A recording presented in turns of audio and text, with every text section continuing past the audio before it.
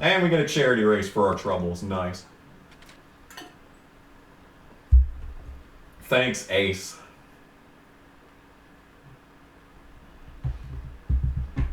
Thanks a lot. Okay. So like I said, that does nothing in points. I'm literally still 77 points back. But that moves us up to second, so that's nice. Let's do a charity race. Next race is Milwaukee. Oh. I try the same thing in Milwaukee, but if I take 2 tires there, I'm as good as dead, so. I think it only works because Dodge Raceway is such a broken track. And I'm lucky that that fucking asshole didn't dump me. That's really the only good news. Alright, there we go. Woo! It's a charity race. But the good news is, oh, I should have taken out some wedge. I don't think I, well, maybe, did it say that I could do car setup? It probably did say that I could do car setup. And I just didn't, you know, do car setup. You know, when you're actually in a 5-star car, the charity races actually do get interesting because when you're in your opening contract, it's just impossible to pass in those cars. Just starting last in every race would be a miserable experience from start to finish. It's just something that I would not recommend in any capacity for anyone. I'm sure it's a challenge someone would be able to complete, but that someone would have to have way more patience than me because the thing is that NASCAR 2005 Chase for the Cup playthroughs end up being so long when you're doing it, you know, casually, that it's just not worth it. Because these series just stretch on for parts and parts and parts. I was anticipating the Michael Annette attempt to get up towards part 200. Like, not part 200, but part 300. Because I was only on a 5-star car in the Busch series after buying a Busch team because all the contracts were garbage. So I just bought a team. And you know, I was up to, I want to say part 120 something. And that was only halfway, not even halfway through that Busch Series season. Oh, it's Terry Giles. You know, JC commented on a part that reminded me of Terry Giles. It was the one where he beat me at Dodge Raceway. And I completely forgot about Terry Giles until he made that comment. That was some good stuff. Okay. Well, I was trying to make a friend, but I guess that's way too much to ask for in this game. Come on, car, turn. Let's go. To second. P2. That's P2. Alright. You know, a lot of my commentary just revolves around me going to work. Well, I'm finally quitting, dude. I calculated how long I've been working there, and it's 2 years and 8 months. I also calculated the approximate amount of time that I worked at the original grocery store, you know, the good one. And it was actually over 3 years. And I was actually curious as to whether or not, you know, I'd been working at the store or at this hotel for longer. And the answer is that I've been working at the store for longer. However, that was pretty much entirely through high school. Like, once I graduated high school and then I went to college, you know, I still work there every couple of weekends. And then for that summer, I think, for that summer.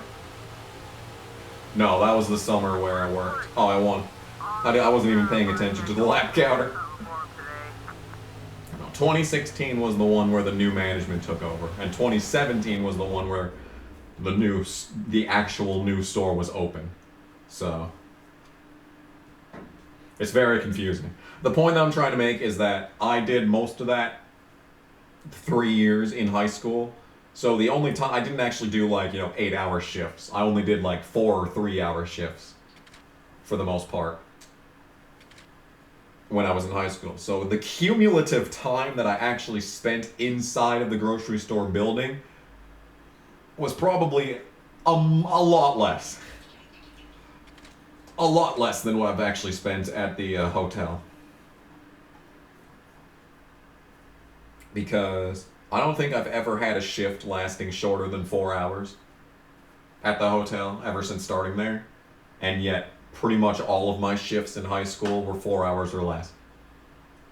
Except for Saturdays, where they gave you the 1 to 6. The 1 to 6 was alright. Because everyone else either had an 8 to 2, or like a... What else? What did they have? What were our hours on Saturdays, dude? I want to say that it was 10 to something. Alright, good start to this qualifying attempt.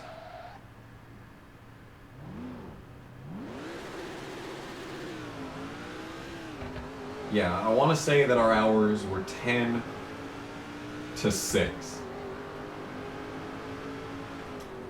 Or maybe even 9 to 6. Because I swear that the Sunday hours were 9 to 5.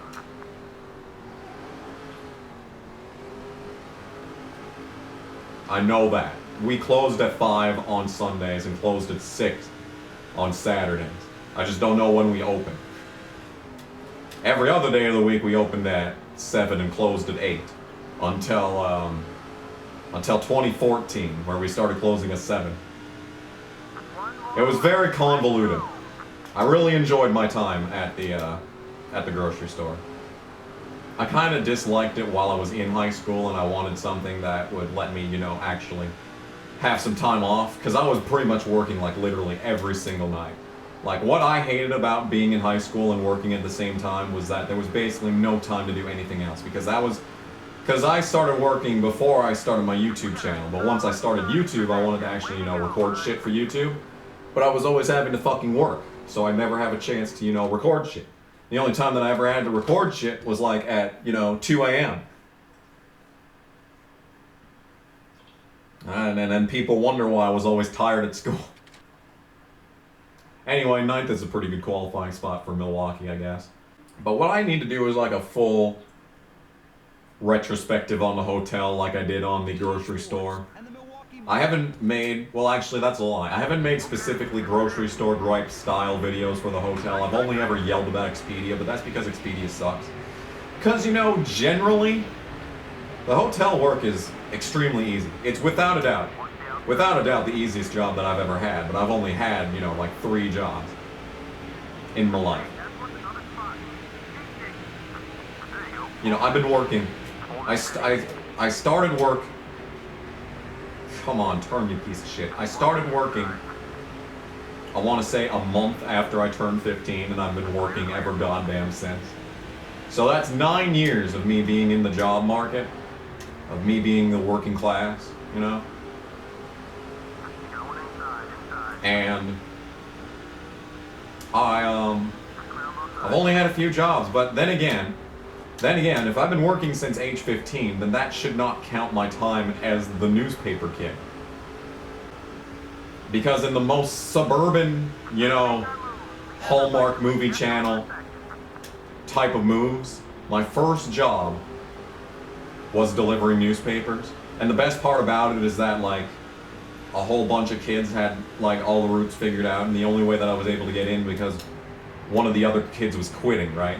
And his block, I guess, his block of houses that you had to deliver papers to, the one for him was like on the other goddamn side of town from where I lived. So I had to walk my bitch ass from my house about 4 blocks, 4.5 maybe, carrying, 70 newspapers in my stupid ass little sack. I had to walk all the way from my house to do that. About 5 blocks, right? And then I still had to do the actual route. I still had to, deliver all of those newspapers and then walk back home. All in all, it took around an hour to complete. It was miserable is what it was, but anyway. It wasn't that bad. I barely did it at all. But the craziest thing about me in the workforce is that for my first 2 jobs, the only reason that I didn't actually quit, I was relieved of my duties, not because I got fired, but because, like, the way things were done completely changed. For the newspaper thing, I only was doing it for like 2 months before, like, the printing press went down or something. At least that's the story that they told us, is that the printing press at the actual newspaper went down. So because of oh my god, the delay in production, they just literally just went to people's, you know, post office boxes and mailed out the newspapers. Well, they were getting it fixed for a while, obviously. But once, you know, they got the... Oh my god, dude. What is this? What? I guess pit. Pit the damn car. There's no reason not to. We're gonna restart last no matter what. That fucking bitch, did you see what he did? He cuts me the fuck off and brake checks me. And then he runs into the stupid goddamn pit wall. I was just casually coming in the pit. And then he just fucking cuts my ass off, and then, oh my god, that was stupid. Oh my god, that was stupid. And now I'm gonna restart last because I pit under the fucking caution. Cool. Thanks. Thanks, game. I really appreciate it. Pace car's not even on the track yet. This game's a stupid bitch. Yeah, dead fucking last. Cool. Thanks. Appreciate it.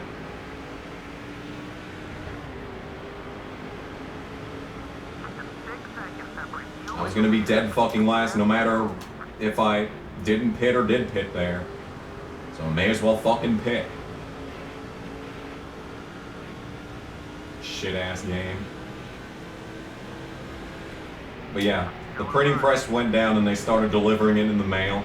And then once they actually fixed the stupid ass printing press, they were like, well, why don't we just...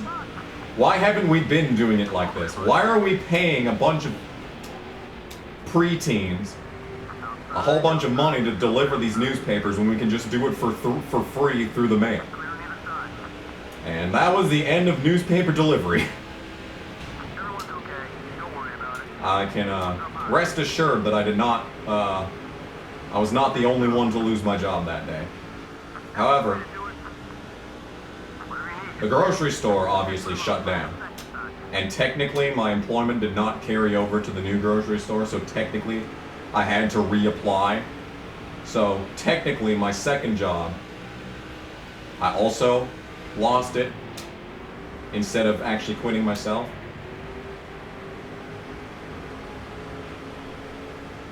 And when you think about it realistically, I never actually quit the new grocery store. Even though I had to re-fucking apply both times, I technically never quit due to the fact that, alright, fuck this shit. The stupid ass game is gonna try and fuck me over. Well, fuck this game. I'm gonna pit and get fresh tires and drive up through this field, cause fuck this game. I technically never quit, even though I had to reapply every single fucking time. For some goddamn reason. I never quit just because I went to fucking college. That's the reason that I couldn't work anymore, because I was out of goddamn town all the time. I technically never quit. But I still had to reapply every single fucking time. And it was like, this shit's stupid. So technically speaking, in all actuality, this is the first job that I've ever quit myself. Ever. First one. After 9 years. Well, technically longer. I don't actually remember. I was in 8th grade. It was season 1 of NXT on Sci-Fi when I was doing the newspaper shit. I hate this goddamn game, dude. I knew I wasn't gonna win the championship because I skipped fucking Daytona, but come on. Come the ever-loving fuck on, dude. This is so stupid. There's no excuse. The car still drives like shit, despite having fresh tires and everyone. The car still is undrivable, to no one's surprise.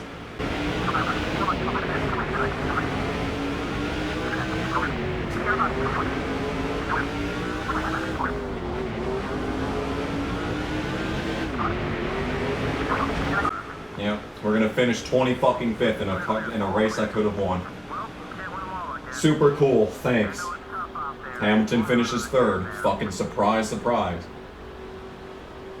Who can believe that the cheating douchebag is gonna finish fucking great in every single race and fuck me out of the championship? Truly an astounding turn of events. 0 prestige points. What a pointless fucking race that was. Literally 0 prestige points. It was so pointless that they didn't even give me... that they didn't even take away points either. I guess I should be thankful that they didn't take away points. Cool. Now how fucking far back am I in the standings? A full fucking race. Imagine that. Truly a shocking turn of events. Well, I'm pissed off now, so I'm gonna have nothing to talk about throughout this entire race, so... yeah. I'm turning down the heat. Turning down the heater. It was fucking 30 degrees out 2 days ago, so I had to turn the stupid ass heater on. And now it's like 80 today, so... yeah. I would just skip qualifying, but I know how stupid this track is, so...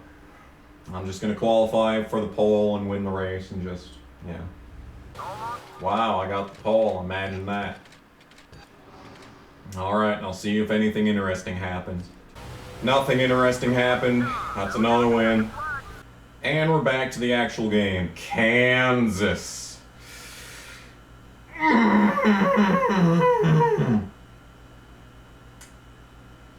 That was an interesting sound. I'm not excited for Kansas. Would have been really nice to get a good finish in Milwaukee to come into Kansas with the opportunity to throw away a race. But unfortunately, I did not get that luxury. Oh, and Hamilton didn't even qualify well. Look at that. Look at that. Imagine that. Oh, he qualified 23rd, dude. Imagine if he qualified 23rd at fucking Milwaukee, dude. I hate this game. Did you know that I hate this game? Oh, you can actually go pretty fast through there. Well, that's interesting. Oh, I certainly did not expect that. Wow, you can go a reasonably fair amount of speed through that section of the track here. Kansas is weird, because in NASCAR 2004, it's a track that I find myself qualifying really well at and then sucking in the race. However, in this game, I only remember pain and suffering here. That's literally my only memories of Kansas. Pain and suffering. Pain and suffering. Pain, but also suffering. I kind of like 5th. Yeah, that was a terrible entry. So we're qualifying 5th. Good starting spot. We're most likely going to finish 25th again, but hey, it's a start. I'm actually going to exit out of the menu and autosave that so I don't lose 5th. That was a very good qualifying spot.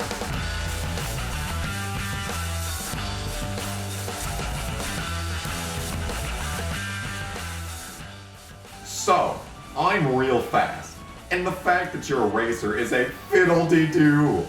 My mom says let's all die here. I don't understand why. Gonna take that package. Are we gonna take the package? It's good for your health. Your legs will get stronger. We're cars. We don't have legs. Woo woo!